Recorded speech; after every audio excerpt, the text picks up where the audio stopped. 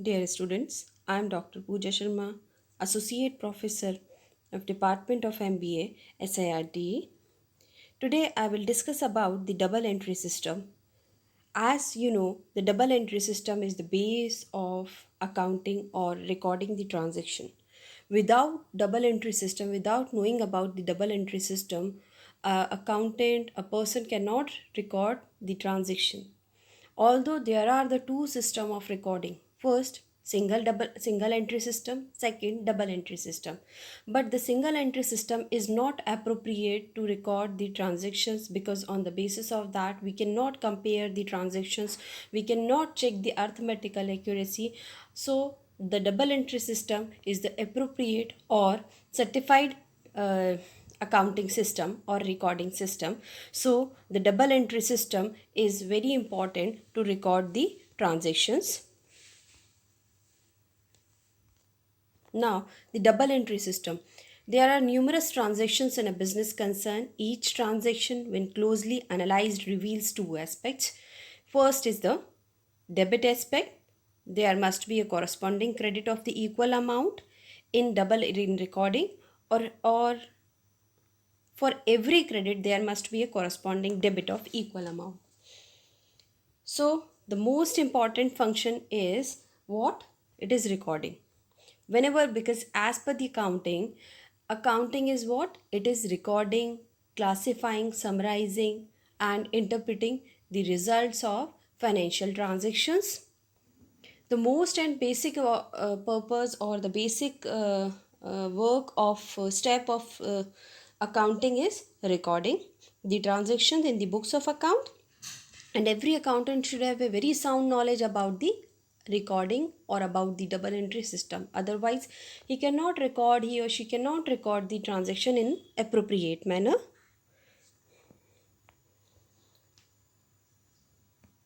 Now, there are two approaches of recording. First is accounting equation approach, second is traditional approach. This approach is also called as American approach, accounting equation approach, and in which we just calculate assets, liabilities and capital, then may form the equation. Assets should be equal to liabilities and capital. So this equation should be balanced all the time. If it is balanced, it means the entry is recording correctly. If it is not balanced, it means there is some error. But this method is used rarely. Traditional approach, this is also known as the British approach. Recording of business transaction under this method are formed on the basis of the existence of two aspects, debit and credit. In each of the transactions, all the business transactions are recorded in the books of account under the double entry system. Here, one aspect will be receiving aspect, known as debit aspect, and another aspect is giving aspect, that is known as credit aspect. So there are the two basis forms of the double entry system. Now, transactions. If I'll talk about the transactions, so these transactions are recorded in the books of account. Transactions means all the financial transaction that should be in terms of money only, then only it can be recorded. Otherwise, if the transaction is not in form of money, is not in terms of money, that cannot be recorded in the books of accounts. So the transactions are divided in three categories. Transactions relating to individuals and firms, transactions relating to properties, goods or cash, transactions relating to expenses and or losses, and incomes or gains.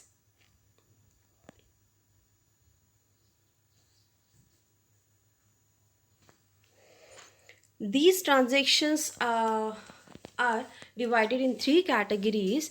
As per three categories, accounts are framed and types of accounts are maintained. First is, there are the two broad categories of accounts, types of accounts.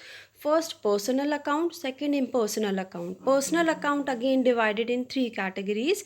The accounts which is related to a person, individual person, or the artificial person, or the representative, that can be counted in the personal account. Suppose natural person, suppose a company has purchased goods from Ram, so the Ram is on credit basis, so the Ram will come in Personal account, artificial person, that is made by the government regulations, rules and regulations, like companies, all the companies, banks, institutions, corporations comes in that. Representative person, in which we will not, it can be a person, individual person, or it can be a group of person.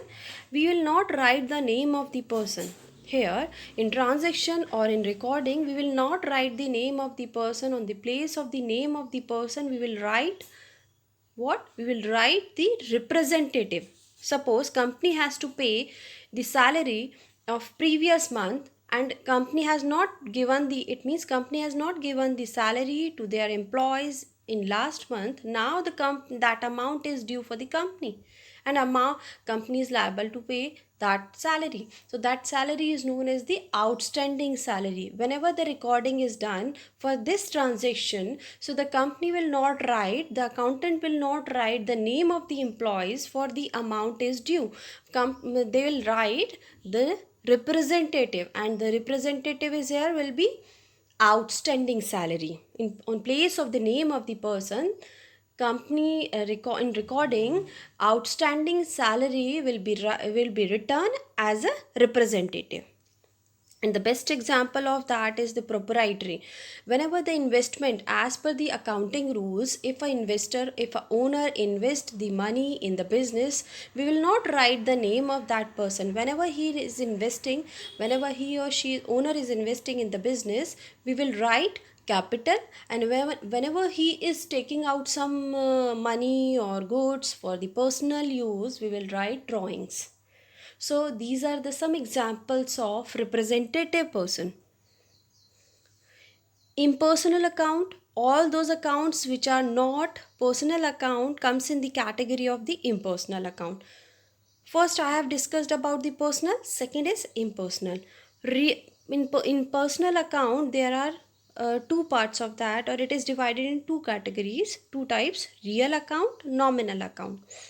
If I'll talk about the real account, means the product traded in the business is known as goods basically, and separate accounts are maintained for that, either for the purchase or sales. If the goods purchased by the company, so the purchase account is prepared. If the goods sales by the company, then the sales account is prepared. So all the tangible intangible goods comes in this category. Real accounts include tangible and intangible assets. Example: building, land, goodwill, purchases, sales. These examples shows that these are the assets of the organization. Nominal account.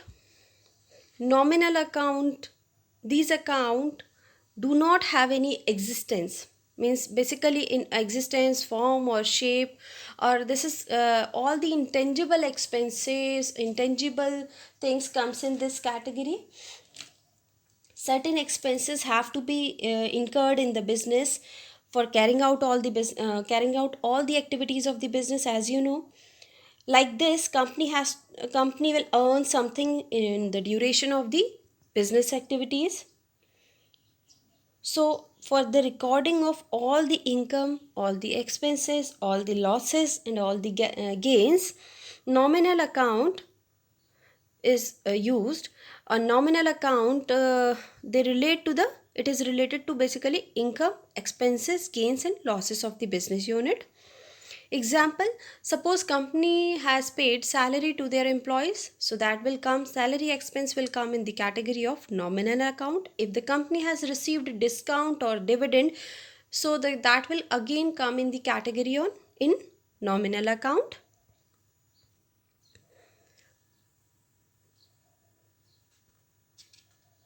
Now I'll discuss about the golden rules of accounting, or generally acceptable accounting rules. All the business transactions are recorded on the basis of the following rules.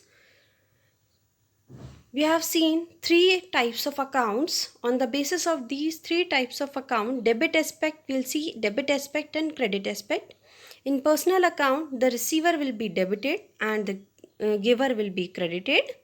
If the person is receiver, that will be debited. If the person is giver, that will be credited. In real account, whatever the assets will come in the organization, that will be debited, and whatever the assets will go out from the organization, that will be credited. As per the nominal account, all the expenses and losses will be debited, all the incomes and gains will be credited. So these are three accounting rules on which we will prepare all the recording, all the transactions. So that's all for today.